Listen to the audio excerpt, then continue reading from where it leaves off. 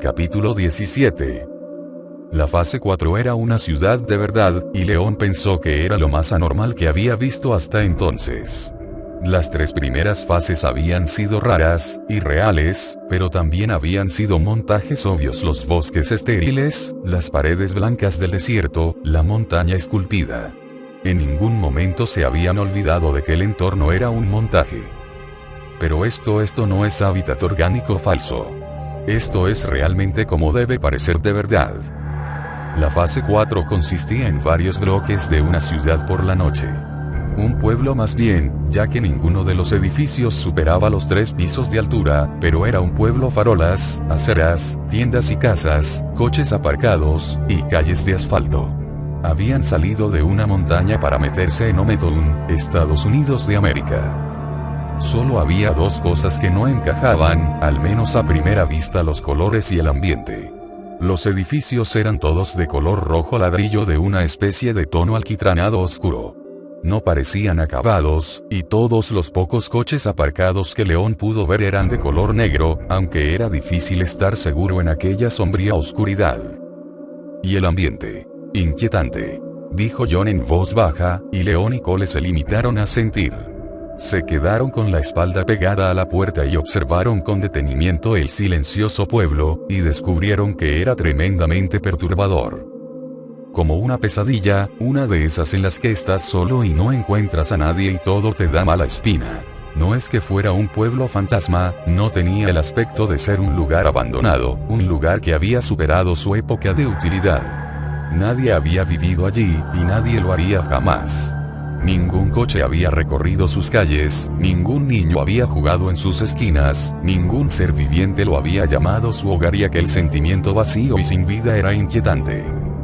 La puerta por la que habían entrado daba a una calle que iba de este a oeste y que terminaba bruscamente en una pared pintada de color azul oscuro. Podían ver, desde donde estaban, toda una larga calle pavimentada que iba hacia el sur, y que acababa en la oscuridad a una distancia indeterminada. Varias calles se cruzaban en perpendicular en toda su longitud. La escasa luz de las farolas provocaba largas sombras, y brillaban con la luminosidad justa para ver los objetos, pero insuficiente para distinguirlos con claridad. Había un coche justo delante de ellos, aparcado enfrente de un edificio parduzco de 2 plantas. John caminó hasta él y golpeó suavemente el capó. León pudo oír el sonido hueco bajo su mano: estaba vacío. John regresó hasta la puerta, observando con aprensión las sombras. Así que cazadores, dijo, y León se dio cuenta de repente que aquello era casi tan enfermizo como los edificios sin vida que se alineaban delante de ellos. Todos los sobrenombres son descriptivos, dijo mientras sacaba el cargador de su semiautomática para contar las balas que le quedaban. 5, y solo tenía otro cargador, aunque a John le quedaban un par. No, solo le quedaba uno, Cole tenía el otro. Y a menos que se equivocase, León sabía que a John solo le quedaba otro cargador para el M16 30 proyectiles, más lo que le quedara en el rifle.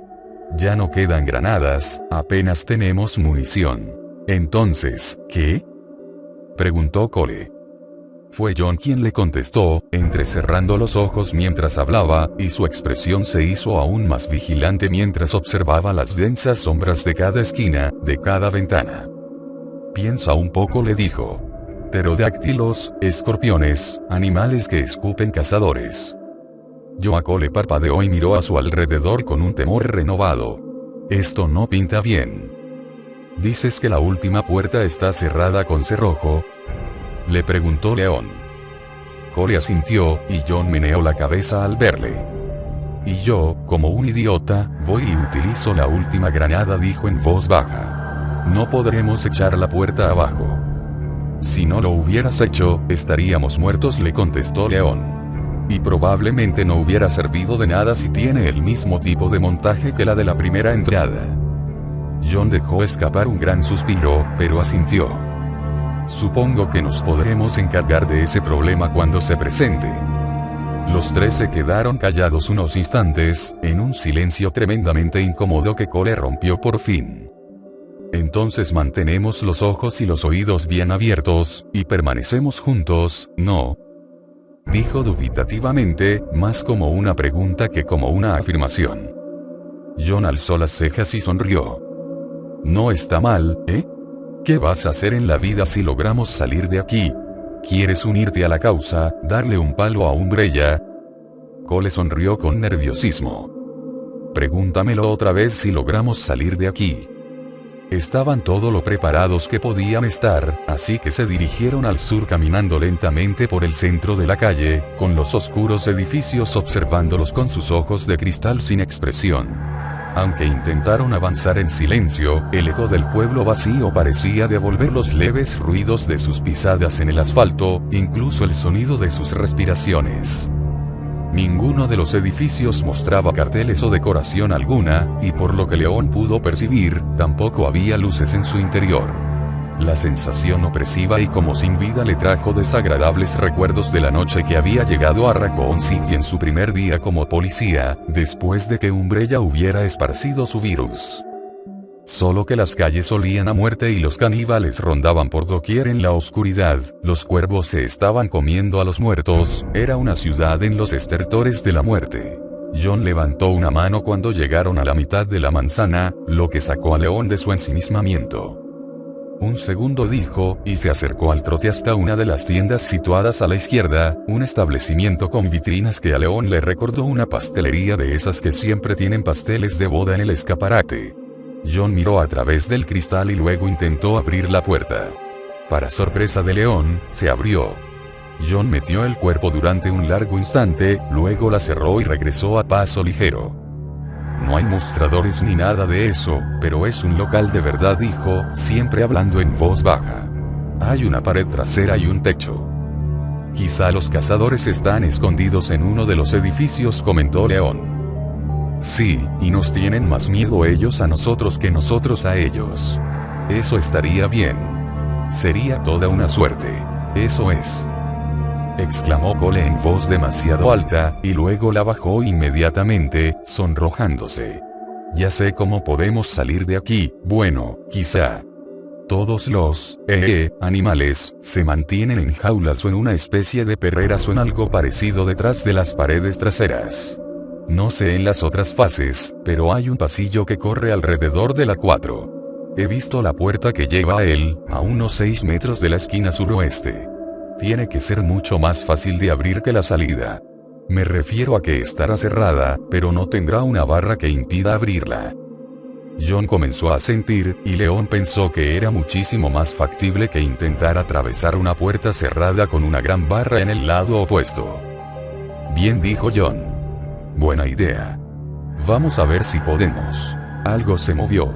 Algo en las sombras de un edificio de 2 pisos de la derecha, algo que hizo que John se callara y que todos apuntaran hacia la oscuridad, tensos y alertas. Pasaron 10 segundos, luego 20 y fuese lo que fuese, parecía capaz de mantenerse perfectamente inmóvil. O en realidad no hemos visto nada. Nada por aquí, susurró Cole, y León comenzó a bajar su 9 milímetros, indeciso, pensando que le había parecido que algo se movía, y en ese preciso momento, algo que no podían ver lanzó un chillido, un grito agudo y terrible como el de alguna clase de pájaro espantoso, como el de una bestia salvaje cegada por la furia, y la misma oscuridad se movió. León seguía sin poder distinguirlo con claridad, porque era como una sombra, una parte del edificio que se hubiera puesto en movimiento, pero vio los pequeños ojos brillantes, resplandecientes y al menos a 2 metros del suelo, y las garras melladas y desiguales que casi tocaban el asfalto. Se dio cuenta de que era un camaleón justo cuando se lanzó a por ellos sin dejar de chillar. Reston se apresuró a regresar a la sala de control, y el peso de la pistola en su funda le hizo sentirse mejor. Se sentiría todavía mejor si lograba regresar a tiempo para ver cómo los cazadores despedazaban a los 3 hombres, aunque se conformaba con ver los 3 cadáveres. Me conformaría con eso, no me importaría siempre que mueran. Reston quería tomarse una copa, quería estar cuanto antes de vuelta en la sala de control, encerrarse y esperar a que Hawkinson regresara. Se sintió casi histérico un momento cuando se dio cuenta de que las comunicaciones habían quedado cortadas, pero lo cierto es que nada había cambiado. El montacargas seguía desconectado y el incompetente sargento volvería con el helicóptero en poco tiempo. Si los 3 intrusos del exterior habían sido los autores del corte de comunicaciones, algo sobre lo que no tenía dudas, ninguna en absoluto, Hawkinson se encargaría de ellos.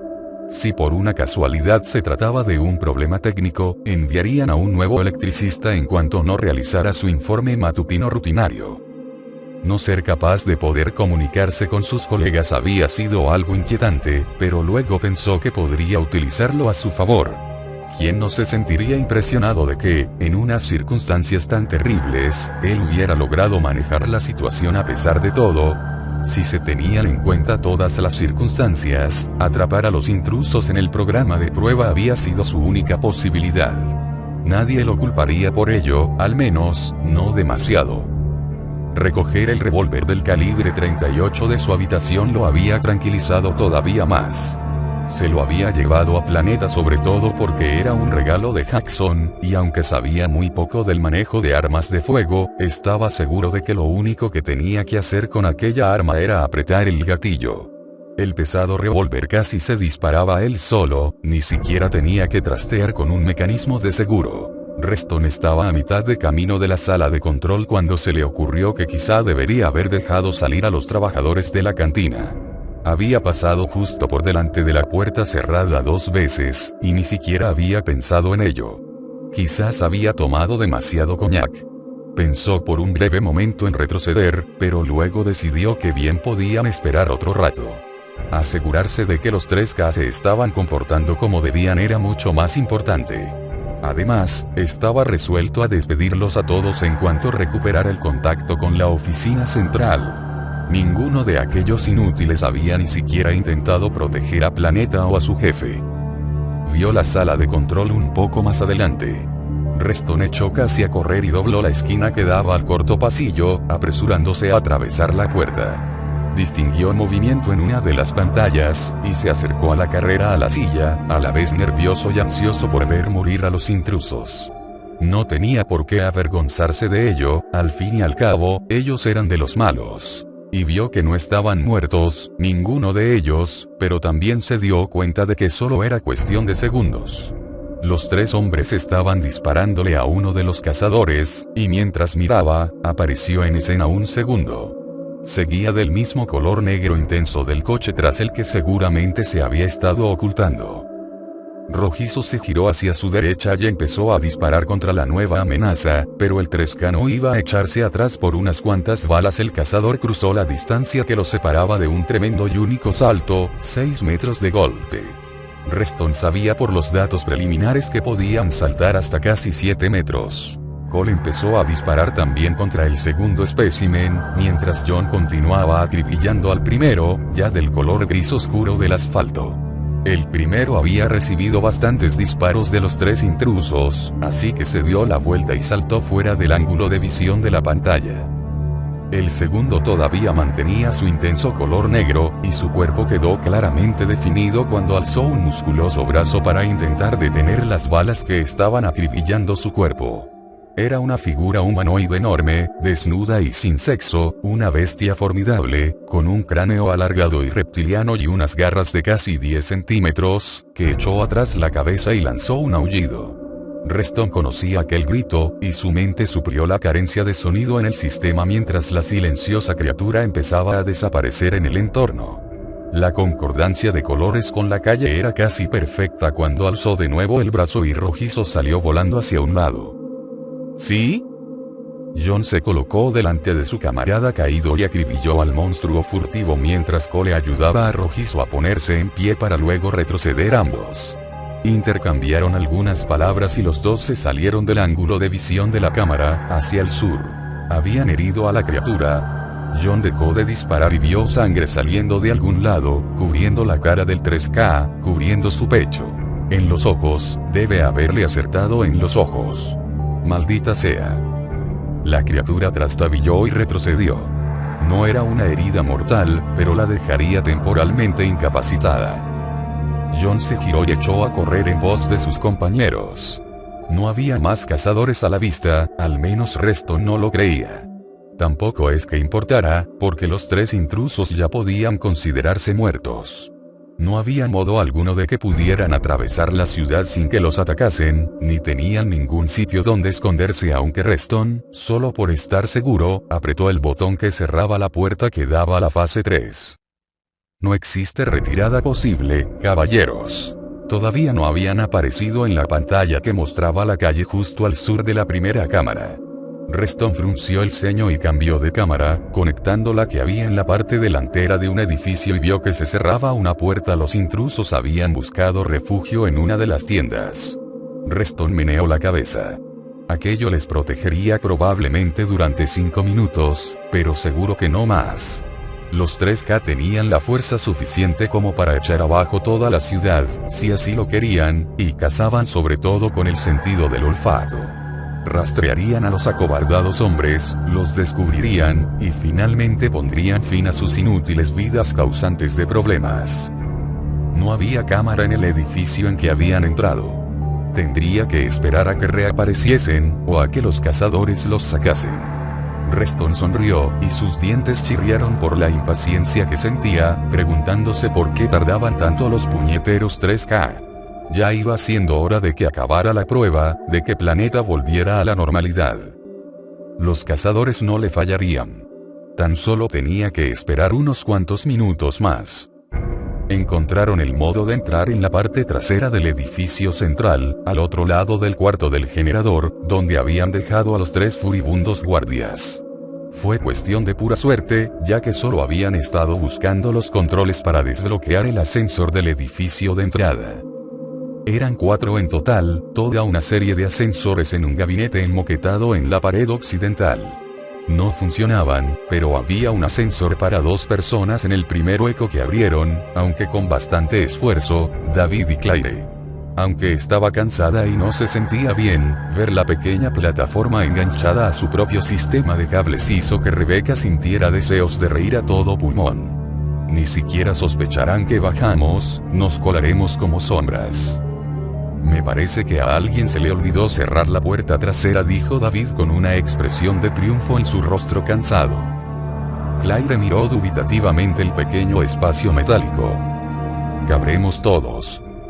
David no contestó inmediatamente, sino que se giró para mirar a Rebecca. Ella sabía lo que le iba a sugerir, y comenzó a pensar en una razón convincente antes de que su compañero abriera la boca. Puede que el helicóptero regrese, probablemente lo hará. Si os hieren, me necesitaréis. ¿Qué ocurrirá si los guardias consiguen soltarse? Rebecca, necesito que digas sinceramente cuál es tu estado físico, le dijo con una expresión cuidadosamente neutral en su rostro. Estoy cansada, me duele la cabeza, cojeo y me necesitáis ahí abajo, David. No estoy al 100%, pero tampoco estoy al borde del desmayo, y dijiste que probablemente ya han enviado otro equipo que estará de camino. David sonrió y alzó ambas manos. Vale, bajaremos todos. Estaremos apretados, pero no creo que el peso sea un problema, las 2 sois pequeñitas. Entró e iluminó con la linterna primero los cables, y luego los mandos de aspecto simple conectados al sistema de cableado propio del ascensor. Creo que nos las podremos apañar bastante bien. Vamos. Rebecca y Claire entraron en el ascensor. La plataforma de servicio improvisada solo cubría una cuarta parte del espacio a oscuras. Encima y debajo solo sentían el frío y oscuro aire, y el raíl corría solo por un lado. Claire se apretó intranquila contra la barra metálica. Los 3 estaban bastante apretujados. Ojalá tuviera un caramelo para el aliento, murmuró Claire. Desde luego, ojalá tuvieras un caramelo para el aliento, le replicó Rebecca, y a Claire le entró la risa floja. Rebecca sintió el movimiento de las costillas de Claire contra su brazo. Estaban realmente apretados allí dentro. Allá vamos, dijo David, y pulsó el botón de arranque. El ascensor comenzó a bajar con un zumbido rugiente y sonoro que resonaba tanto que Rebecca se pensó otra vez lo del ataque sorpresa. También era bastante lento, puesto que descendía a la mitad de velocidad que cualquier ascensor normal. Demonios, esto puede tardar días. Aquella idea hizo que Rebecca se sintiera muy cansada de repente, y el ruido del rugiente motor aumentó su dolor de cabeza. Quedarse de pie y quieta le hizo darse cuenta realmente de lo enferma que se sentía, y cuando el brillante rectángulo de la entrada al ascensor desapareció hacia arriba mientras ellos bajaban a la oscuridad, se sintió agradecida de estar tan apelotonados. Le proporcionaba una excusa para apoyarse del todo en David, con los ojos cerrados, para intentar mantenerse de una pieza un poco más de tiempo.